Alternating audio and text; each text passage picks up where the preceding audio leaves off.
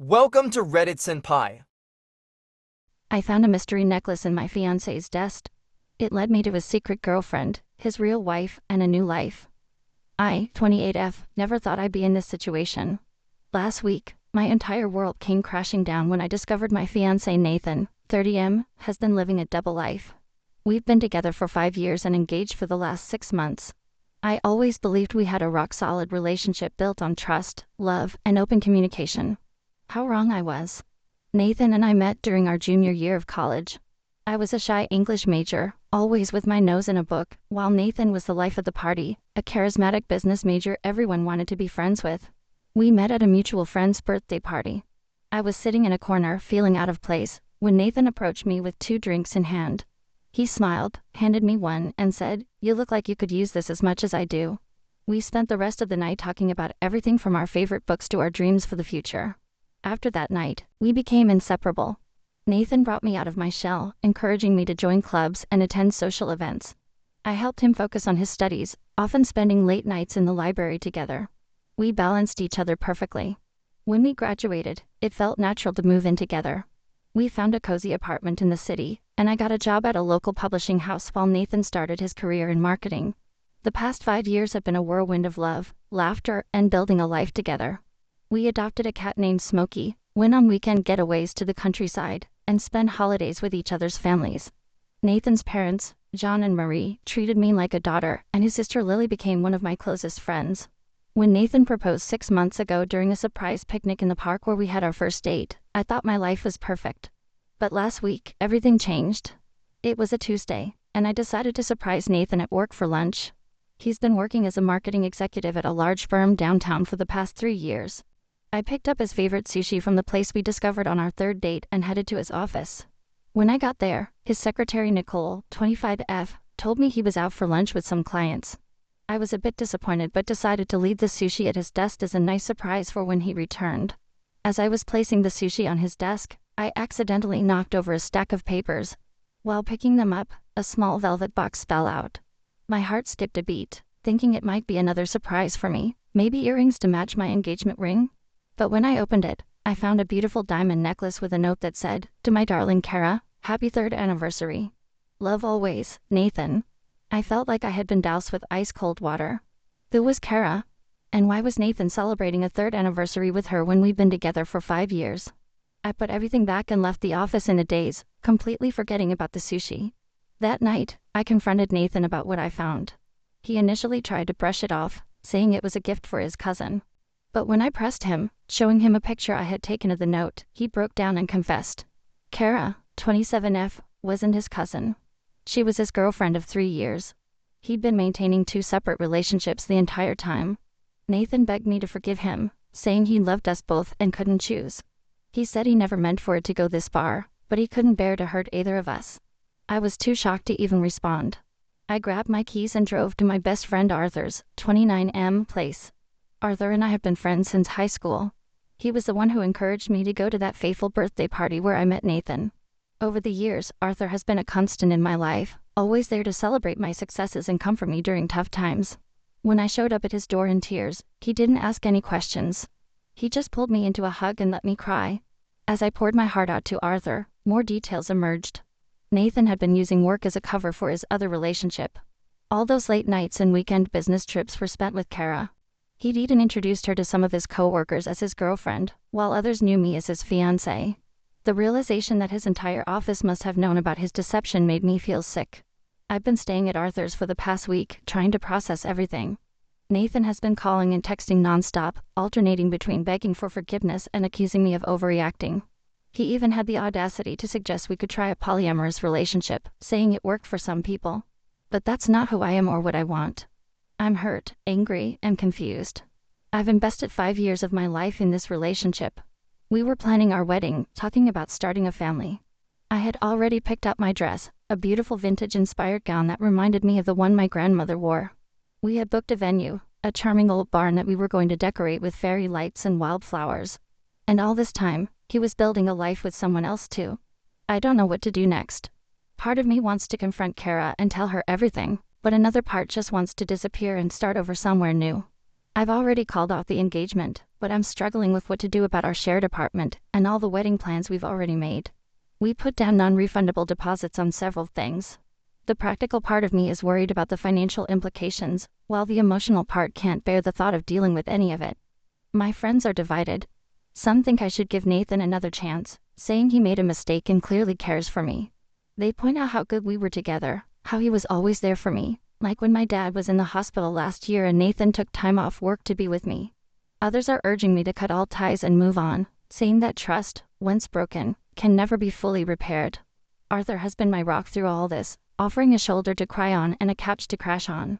He's been making sure I eat, even when I don't feel like it, and has been fielding calls from concerned friends and family so I don't have to deal with it. I keep replaying our relationship in my head, wondering if there were signs I missed. Did I ignore red flags? Was I too trusting? I remember how, about 2 years ago, Nathan started becoming more protective of his phone. At the time, I thought it was cute that he was planning surprises for me. Now I realize he was probably hiding messages from Kara. There was also the time last Christmas when Nathan said he couldn't make it to my family's traditional holiday dinner because of work. I was disappointed but understood. Now I wonder if he was spending that time with Kara and her family. I'm also dealing with the embarrassment of having to tell our families and friends about the canceled engagement. We were supposed to have an engagement party next month. My mom had already started planning it, excited to welcome Nathan officially into the family. Now, instead of celebrating, I'm trying to figure out how to untangle our lives. What makes this even harder is that I still love Nathan. Despite everything, a part of me misses him. I miss our Sunday morning pancake breakfasts, our silly dance parties in the kitchen while doing dishes, the way he could make me laugh even on my worst days. But then I remember the betrayal, the lies, and I feel angry all over again. I know I need to make a decision soon. I can't keep living in limbo like this. But every time I think about the future we planned together, it feels like my heart is breaking all over again. We had talked about buying a house next year, in a quiet neighborhood with good schools. We had even started discussing baby names, half jokingly but with an undercurrent of excitement for the future. Now, all those dreams feel tainted. I don't know if I'll ever be able to trust again. The thought of starting over, of putting myself out there and risking this kind of pain again, is terrifying. But the thought of staying with Nathan, always wondering if he's telling the truth, always looking for signs of deception, seems equally unbearable. I'm also worried about Smokey. He's been with us since he was a kitten, and I can't bear the thought of leaving him behind. But I also know that my current living situation with Arthur is temporary, and I'm not sure what kind of place I'll be able to afford on my own. Has anyone been through something similar? How did you move forward? Any advice on how to handle this situation would be greatly appreciated. I feel like I'm drowning in a sea of decisions and I don't know which way to swim. Update 1. It's been a month since my last post and a lot has happened. First, I want to thank everyone for their support and advice. Your words have been a lifeline during this turbulent time, helping me gain perspective and find the strength to move forward. After much contemplation, I decided to reach out to Kara.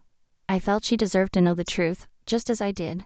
We met at a quiet cafe, one I'd never been to before to avoid painful memories. I arrived early, my stomach in knots as I waited. When Kara walked in, I almost didn't recognize her from the photos I'd seen on Nathan's phone. She looked as nervous as I felt. To my surprise, she wasn't shocked by what I told her.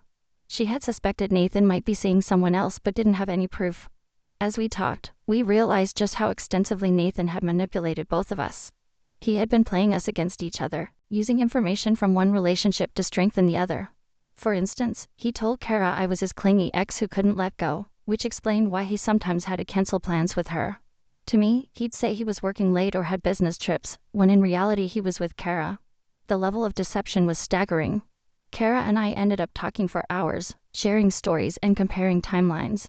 We discovered that Nathan had created elaborate backstories and excuses to keep his double life hidden. He'd even gone as far as creating fake social media profiles for his work friends to corroborate his stories.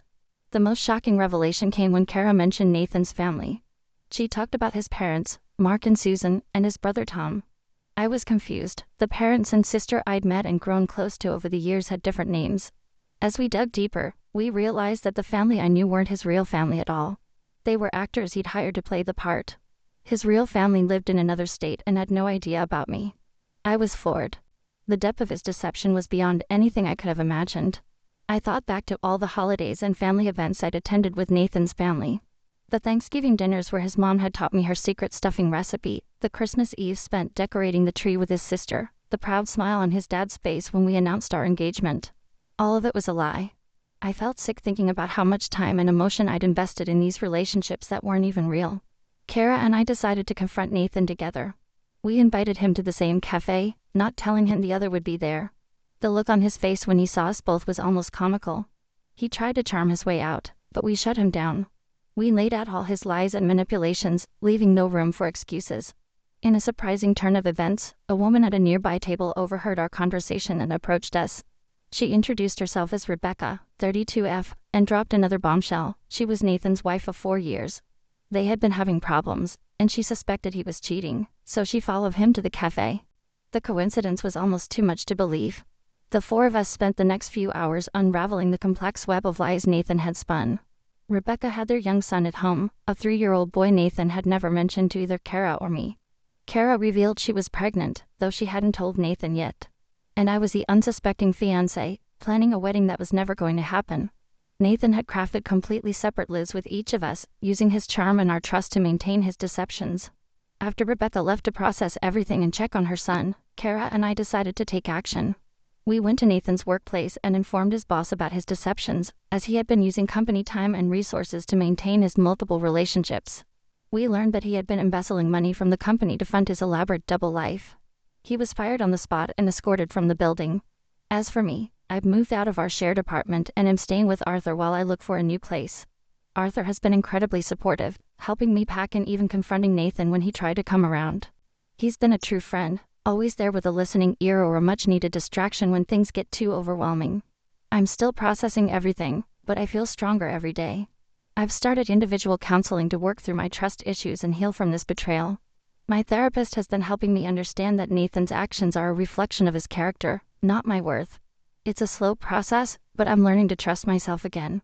I'm also focusing on my career and have taken on a big project at work to keep myself busy. My boss has been understanding about the situation and has given me the flexibility I need to deal with the legal and emotional fallout of Nathan's deceptions. Kara, Rebecca, and I have formed an unexpected support system for each other. We meet regularly to talk and help each other heal. It's been therapeutic to have people who truly understand what I'm going through. We're even considering starting a support group for others who have experienced similar betrayals. I've also had to deal with the fallout with Nathan's fake family. I reached out to them, and to my surprise, they were horrified by what Nathan had done. The woman who played his mother broke down in tears, saying she had grown to care for me like a real daughter. While it's painful to know these relationships were built on lies, their genuine remorse has been somewhat comforting. As for Smokey, I couldn't bear to leave him behind. He's now living with me at Arthur's place, bringing some much-needed comfort and normalcy to my life. Arthur, who's always been more of a dog person, has surprised me by bonding with Smokey. It's heartwarming to see them curled up together on the couch. The road ahead is still uncertain, but I'm taking it one day at a time. I'm learning to trust my instincts and value myself more. This experience has been painful, but I'm determined to come out stronger on the other side. I'm rediscovering old hobbies and interests that I had put aside during my relationship with Nathan. I've started writing again, something I loved in college but had forgotten about in recent years. I know the healing process won't be quick or easy, but for the first time since this all began, I feel hopeful about the future. Thank you all again for your support and advice. It truly has made a difference. Update 2. It's been 3 months since my last update, and life has taken some unexpected turns. I'm writing this from a small cafe in Barcelona, where I've been for the past month. The smell of fresh pastries and strong coffee fills the air, and the chatter of locals in rapid-fire Spanish creates a soothing background noise as I type this on my laptop. After the dust settled from the Nathan situation, I threw myself into work. I was pulling long hours, taking on extra projects, anything to keep my mind occupied. I redesigned our company's entire marketing strategy, organized a successful book launch event, and even started mentoring a new intern. My boss was thrilled with my productivity, but Arthur noticed I was running myself ragged. About a month ago, as I was working late at the office for the 5th night in a row, Arthur showed up with takeout from our favorite Thai place. As we sat eating pad Thai at my desk, he gently suggested I take a sabbatical. At first, I dismissed the idea. How could I just up and leave? But the more I thought about it, the more appealing it became. I had some savings, and to my surprise, my company has a generous leave policy. They even encouraged it, saying I'd come back with fresh perspectives. So, in a moment of spontaneity I haven't felt since the Nathan ordeal, I booked a one-way ticket to Spain. This trip has been transformative. I've been exploring the winding streets of Barcelona, practicing my rusty Spanish, and doing a lot of self-reflection. I visited the stunning Sagrada Familia, spent hours getting lost in the works at the Picasso Museum, and enjoyed countless sunsets on the beach. I've also started writing a book about my experiences. It's something I've always wanted to do but never had the courage to start. The words have been flowing out of me, a cathartic release of everything I've been through. Who knows, maybe one day I'll actually publish it. As for Nathan, he's become a distant memory. The last I heard, he's facing legal troubles. Rebecca filed for divorce and is seeking full custody of their son. The company Nathan worked for is pressing charges for embezzlement. Kara decided to keep her baby and is doing well with the support of her family. We still check in with each other occasionally, united by our shared experience. Arthur and I have been in constant contact throughout my trip. He's been my sounding board, my virtual tour guide, and my link to home. We video chat almost every day, and he's always eager to hear about my latest adventures. He even helped me research some of the historical sites I visited, sending me interesting facts and stories about each place. About 2 weeks ago, during one of our video calls, Arthur confessed that he's had feelings for me for years. I was sitting on the balcony of my rented apartment, the lights of Barcelona twinkling behind me, when he told me. I was surprised at first, but as I thought about it, I realized those feelings might be mutual. Arthur has been my rock through this whole ordeal, and I can't imagine my life without him. But I'm also scared. After what happened with Nathan, the idea of starting a new relationship is terrifying. We've agreed to take things slow and see where this goes when I return. It's both exciting and scary to think about starting a new relationship, but I trust Arthur completely. I've also reconnected with old friends and made new ones here in Barcelona. There's a group of expats I meet up with regularly, and their stories and perspectives have broadened my horizons. I've met people from all over the world, each with their own unique experiences and outlooks on life. It's been refreshing to step out of my comfort zone and connect with people from such diverse backgrounds. This journey has taught me so much about myself. I've learned that I'm stronger than I ever gave myself credit for. I've discovered new passions, like photography. I've been documenting my travels and even started an Instagram account to share my pictures. I've rediscovered old loves too, like my passion for literature. I've been devouring books in the local cafes, everything from Spanish classics to contemporary bestsellers. Most importantly, I've learned that it's okay to put myself first sometimes. I've spent so much of my life trying to please others, to be the perfect girlfriend, the ideal employee. Now, I'm learning to listen to my own wants and needs. I'm setting boundaries and prioritizing my own happiness. I'm not sure what the future holds, but for the first time in a long time, I'm excited to find out. I'm planning to stay in Barcelona for another month before heading back home. Who knows what adventures await? Maybe I'll extend my trip and explore more of Europe. Maybe I'll go back home and start a new chapter with Arthur. Or maybe I'll do something completely unexpected. Whatever happens, I know I'll face it with a newfound strength and sense of self. This experience, as painful as it was, has shown me what I'm capable of. I'm no longer the girl who let herself be deceived for years. I'm stronger, wiser, and ready for whatever life throws my way next. Update 3. It's been a year since my original post, and what a year it's been. I'm happy to report that life has taken a decidedly positive turn. I returned from my European adventure with a fresh perspective and a completed manuscript. My time in Barcelona stretched into a 3-month journey across Europe. I visited the romantic canals of Venice, the historic streets of Prague, and the lush countryside of Ireland. Each place left its mark on me, shaping my story and my outlook on life. To my surprise and delight, a small publishing house showed interest in my book. After some back and forth and a lot of editing, Double Lives, a story of love, betrayal, and self-discovery hit the shelves last month. The response has been overwhelming. I've received messages from readers all over the world who have been touched by my story. Some have shared their own experiences with betrayal, while others have told me how my journey inspired them to make changes in their own lives. I've even been invited to do a small book tour. Next month, I'll be traveling to 5 cities across the country, doing readings and signings. It's scary and exciting all at once. The thought of standing in front of a room full of people, sharing my most vulnerable moments, is nerve-wracking. But it's also incredibly empowering. I'm no longer hiding from my past. I'm using it to connect with others and hopefully make a difference. On the personal front, Arthur and I decided to give our relationship a shot when I returned from Europe. We took things slow at first, both of us a bit nervous about potentially ruining our friendship. But as it turns out, our years of friendship laid a solid foundation for something more. We've been officially dating for 6 months now, and I've never felt more secure or loved in a relationship. Arthur has been incredibly supportive of my writing career. He was the first person to read my manuscript, offering encouragement and constructive feedback. He's been by my side through every step of the publishing process, from the nerve-wracking wait to hear back from publishers to the exhilaration of holding my first printed copy. Work-wise, I returned from my sabbatical with renewed energy and focus. I pitched a new project that got greenlit, and I'm now leading a team in its implementation. It's a literacy program that partners with local schools to encourage reading among underprivileged children. It's challenging but incredibly rewarding. Seeing the excitement on a child's face when they finish their first book is indescribable. I've kept in touch with Kara and Rebecca. Kara's baby girl is now 6 months old and absolutely adorable. She's found a wonderful partner who loves both her and the baby. They're taking things slow, but Kara says she's never been happier. Rebecca finalized her divorce and got full custody of her son. She started a support group for people who've been in similar situations, which has been healing for her. She's even talking about writing her own book about her experiences. As for Nathan, he tried to contact me a few months ago. He said he'd been in therapy and wanted to apologize. I appreciated the gesture but told him I'd moved on and wished him well. From what I've heard, he's still struggling to get his life back on track.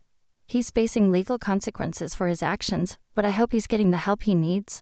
This whole experience has taught me valuable lessons about trust, self-worth, and resilience. I've learned to trust my instincts, to value myself, and to surround myself with people who truly care about me. I've also learned the importance of forgiveness, not for the other person, but for myself. Letting go of the anger and hurt has been freeing. Looking back, I can hardly believe how much has changed in a year. From the depths of betrayal and heartbreak, I found new love, a new career path, and a strength I never knew I had. Life is unpredictable, but I'm excited to see what the future holds.